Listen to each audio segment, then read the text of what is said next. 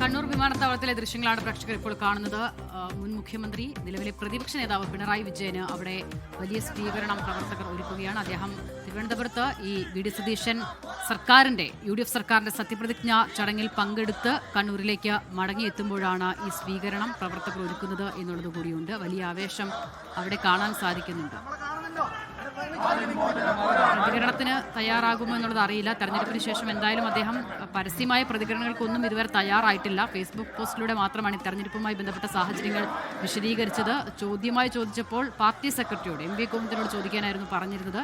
ഇപ്പോഴും പിണറായി വിജയൻ പ്രതികരണത്തിന് തയ്യാറാകുന്നില്ല. എന്തായാലും ഈ സർക്കാരിന്റെ സത്യപ്രതിജ്ഞ ചടങ്ങിൽ പങ്കെടുത്ത ശേഷം കണ്ണൂരിലേക്ക് എത്തുന്ന പിണറായി വിജയന് അവിടെ എയർപോർട്ടിൽ CPIM പ്രവർത്തകർ സ്വീകരണം ഒരുക്കുകയാണ്. ഏറ്റവും പ്രധാനം ഈ തെരഞ്ഞെടുപ്പുമായി ബന്ധപ്പെട്ട് ആ തോൽവിയുടെ ഉത്തരവാദിത്തമൊക്കെ സംസ്ഥാന നേതൃത്വത്തിന് മുഖ്യമന്ത്രിയായിരുന്ന പിണറായി വിജയനെതിരെയൊക്കെ അതിൽ വലിയ വിമർശനം ഉയർന്ന സാഹചര്യത്തിൽ കൂടിയാണ് മുഖ്യമന്ത്രിയായിരുന്ന പിണറായി വിജയന് വലിയ സ്വീകരണം അവിടെ പ്രവർത്തകർ ഒരുക്കുന്നത് എന്നുള്ള പ്രത്യേകത കൂടിയുണ്ട്. അജീഷ് ജയകുമാർ ഇപ്പോൾ ചേരുകയാണ്. അജീഷ്, സത്യപ്രതിജ്ഞാ ചടങ്ങിൽ പങ്കെടുത്ത ശേഷമാണ് പിണറായി വിജയൻ കണ്ണൂരിലേക്ക് എത്തുന്നത്. സമാനമായൊരു ദൃശ്യം പെട്ടെന്ന് ഓർമ്മയിൽ വരുന്നത് തെരഞ്ഞെടുപ്പ് പ്രഖ്യാപിച്ചതിന് പിന്നാലെ ആദ്യമായി കണ്ണൂരിലെത്തിയ പിണറായി വിജയൻ അന്ന് അവിടെ നൽകിയ വലിയ സ്വീകരണമായിരുന്നു. പക്ഷേ അതിനുശേഷം ഒരു രണ്ടു മാസ കാലയളവ് കൊണ്ട് സാഹചര്യം ആകെ മാറി. ഇപ്പോൾ തോൽവിയുടെ ഉത്തരവാദിത്തം ഏറ്റെടുക്കേണ്ട വ്യക്തിയായി പിണറായി വിജയൻ മാറുന്നുണ്ട്. ആ സാഹചര്യത്തിൽ കൂടിയാണ് പ്രവർത്തകർ അദ്ദേഹത്തിന് വലിയ സ്വീകരണം ഒരുക്കുന്നത് എന്നതുകൂടിയുണ്ട്.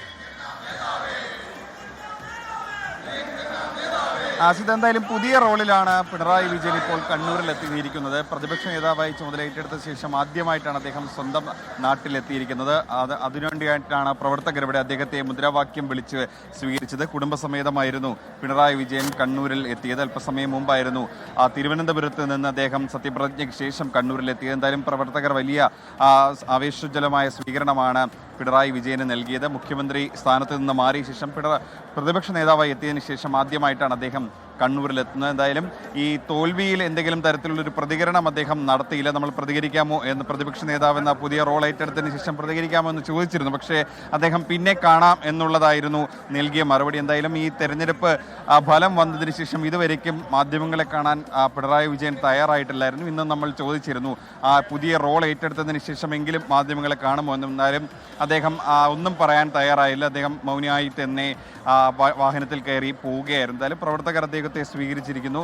പിണറായി വിജയൻ തങ്ങളുടെ നേതാവ് എന്നുള്ള നിലയിൽ അദ്ദേഹത്തിന് വലിയ സ്വീകരണമാണ് കണ്ണൂരിലെ CPM പ്രവർത്തകർ അദ്ദേഹത്തിന് നൽകിയിരിക്കുന്നത്. എന്തായാലും നാളെയും മറ്റന്നാളും അദ്ദേഹത്തിന് വിവിധ പരിപാടികൾ കണ്ണൂർ ജില്ലയിൽ തന്നെയാണ്. പാർട്ടി ഓഫീസ് ഉദ്ഘാടനം അടക്കം പല പരിപാടികളും ഔദ്യോഗിക പരിപാടികളുമുണ്ട്. രാഷ്ട്രീയമായിട്ടുള്ള പരിപാടികളാണ് അദ്ദേഹത്തിനും കൂടുതലും ഉള്ളത്. എന്തായാലും ഈ പരിപാടികളിലൊക്കെ തന്നെ നമ്മൾ അദ്ദേഹത്തിൻ്റെ ഒരു പ്രതികരണത്തിനായി കാത്തിരിക്കുകയാണ്. എന്തായാലും ഈ മെയ് 4-ന് ശേഷം, ഈ ഫലം വന്നതിന് ശേഷം ഇതുവരേക്കും പിണറായി വിജയൻ ഒരു പ്രതികരണവും നടത്തിയിട്ടില്ല എന്നുള്ളതായിരുന്നു ഖേദകരം. ഒരു ഫേസ്ബുക്ക് പോസ്റ്റിൽ മാത്രമാണ് ഈ തോൽവിയുടെ ഉത്തരവാദിത്തം പോലും അദ്ദേഹം അതിനെക്കുറിച്ച് പോലും പ്രതികരിച്ച് ഒരു കുറിപ്പ് എഴുതിയിട്ടത്. പക്ഷേ ഇതുവരേക്കും മാധ്യമങ്ങളെ കണ്ടില്ല. പ്രതിപക്ഷ നേതാവെന്ന പുതിയ റോളിൽ അദ്ദേഹം ഈ മാധ്യമങ്ങളോട് ഒഴിഞ്ഞ് എത്രകാലം ഇങ്ങനെ നടക്കുമോ എന്നുള്ള കാര്യം എന്തായാലും പ്രധാനപ്പെട്ട കാര്യമാണ്. അദ്ദേഹത്തിന്റെ ശൈലി മാറ്റം ഉണ്ടാകുമോ എന്നുള്ളതാണ് വളരെ പ്രധാനം. അദ്ദേഹം മുഖ്യമന്ത്രിയായിരുന്ന സമയത്ത് സ്വീകരിച്ചിരുന്ന അതേ ശൈലിയിൽ തന്നെ മുന്നോട്ട് പോകുമോ എന്നൊരു സംശയം ഇത് കാണുമ്പോൾ നമുക്ക് ഉയർന്നു വരികയാണ്. മാധ്യമങ്ങൾ ചോദ്യങ്ങൾ ചോദിക്കുമ്പോൾ അദ്ദേഹത്തിന് ഒരു വരിയെങ്കിലും ഒരു ആശംസയെങ്കിലും പറയാമായിരുന്നു എന്ന് നമ്മളിപ്പോൾ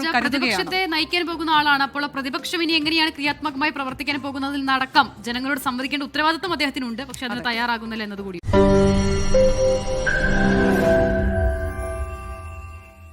ലോകത്തെവിടെയായാലും ഏത് സമയത്തും 24 വാർത്തകളും ഓഗ്മെന്റഡ് റിയാലിറ്റി പാക്കേജുകളും എക്സ്പ്ലെയിനറുകളും വിശദമായി കാണാൻ ഞങ്ങളുടെ YouTube ചാനൽ നിങ്ങൾക്ക് സബ്സ്ക്രൈബ് ചെയ്യാം.